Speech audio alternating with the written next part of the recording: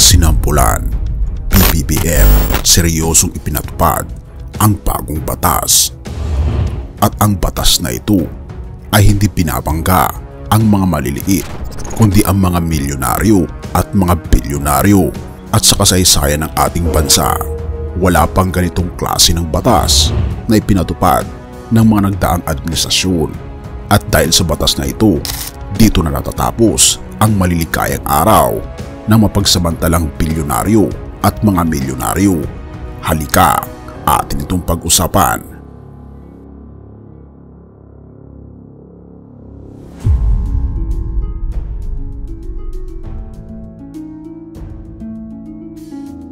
Minsan ka na bang napaisip kung hanggang kailan tayo magtitiis sa smuggling at kartel na tila walang katapusang nagpapahirap sa ating agrikultura at nagsasabotahe sa ating ekonomiya? Napakadali kasi nilang manipulahin ang presyo ng ating ekonomiya at dito papasok ang pag-uusap ng supply and demand.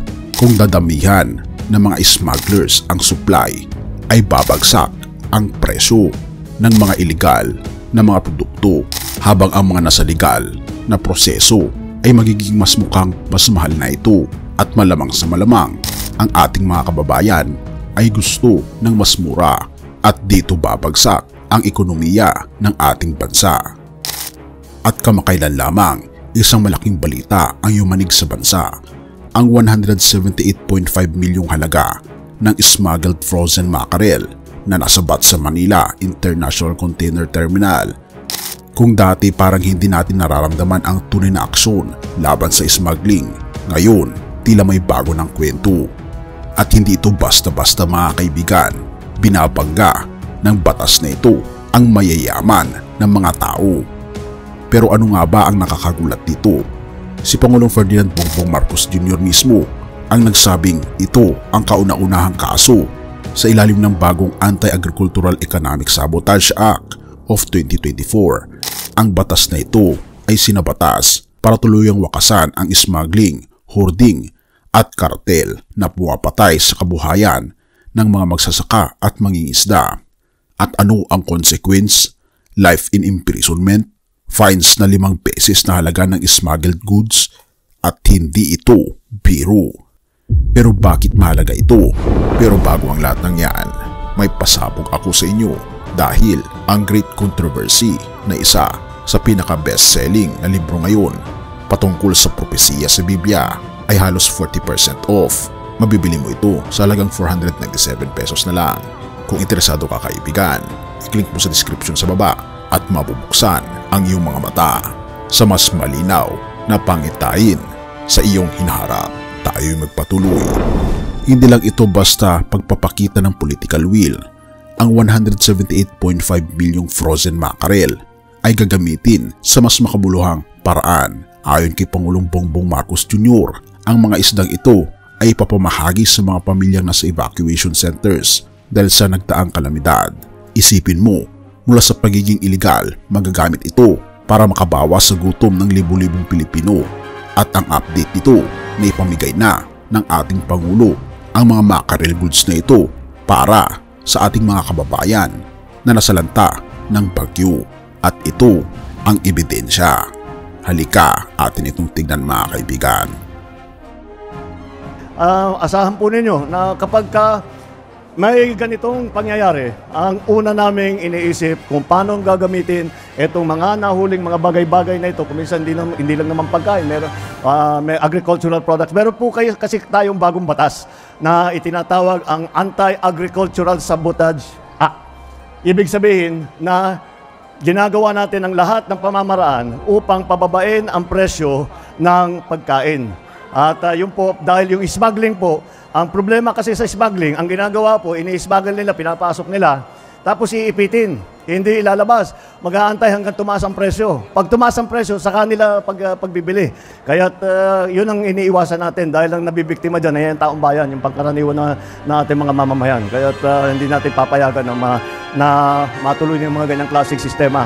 Kaya't ginawang ka nga namin ng batas at pinapatibay namin na mabuti. Kaya't kayo ngayon ang naging beneficiary dito sa ating nahuli na mga smuggled agricultural products. Ito nga, tulingan. At sana mabuti naman, ako'y nasisiyahan na nandito kayo lahat na hindi masasayang at magagamit naman ninyo. Pero may matinding tanong, bakit ngayon lang? Ang tanong ng marami, bakit hindi ito nangyari noon? Simple lang ang sagot, kulang ang batas na may ngipin laban sa mga nasa likod ng mga iligal na gawain. Pero sa Republic Act No. 12022, hindi na ito basta maliit na pagkakamali, itinuturing na itong economic sabotage, isang mabigat na krimen na kayang bumagsak ang ekonomiya. Kaya kung iisipin mong tapos na ang kwento, nagkakamali ka. Ito pa lang ang simula ng laban. Sa wakas, ang mga ahensya tulad ng Bureau of Customs, Bureau of Fisheries and Aquatic Resources at Department of Social Welfare and Development ay nagtutulungan na parang isang makinarya. Ang mga dating hiwa-hiwalay na kilos ay tila nagkakaroon ng isang layunin, protektahan ang ekonomiya ng agrikultura at tulungan ang mga nangangailangan. Pero ano ang aral dito? Ang hakbang na ito ay nagpapaalala sa atin na hindi lahat ng balita ay negatibo. May mga kwentong nagbibigay liwanag sa kakayahan ng liderato na tunay na kumikilos para sa kabubuti ng nakararami. At ang tanong, kung ganito ang unang kaso, ano pa kaya ang susunod? Hanggang dulo napaisip ka, kaya't abangan natin ang mga susunod na kabanata ng labanang ito. Baka sa pagkakataong ito, hindi na tayo ang talo.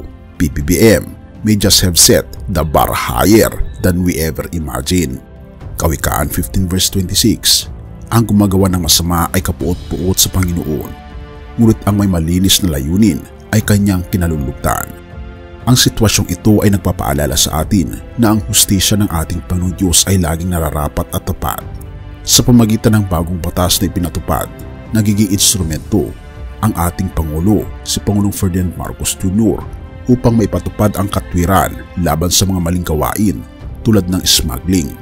Ito'y patunay na ang kabutihan ng malinis na hangarin ay laging nangingibabaw sa kasamaan.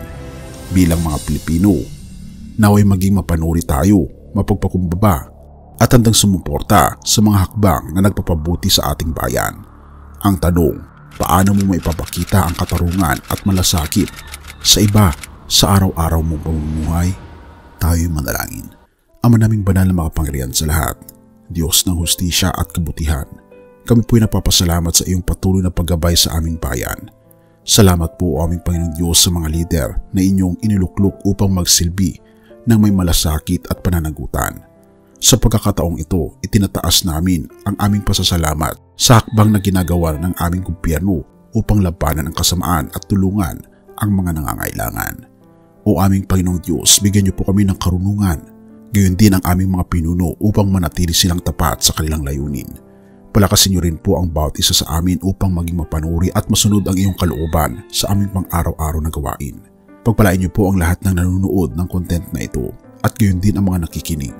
Bigyan niyo po sila ng kapayapaan, kasaganaan at pusong bukas sa iyong banal na salita. At tulungan niyo po sila magkaroon ng mas malalim na relasyon sa inyo at maging instrumento ng hustisya at malasakit sa aming kapwa. Purihin ka, o aming Panginoong Diyos, at ang lahat ng ito ay tinataas namin alang-alang sa matamis na pangalan ng aming Panginoon Hesus. At salamat sa pagdinig ng aming panalangin at patawarin po kami sa lahat ng aming pagkukulang at pagkakasala, sapagkat ito may samot hiling sa matamis na pangalan ng aming Panginoon Hesus. Amen.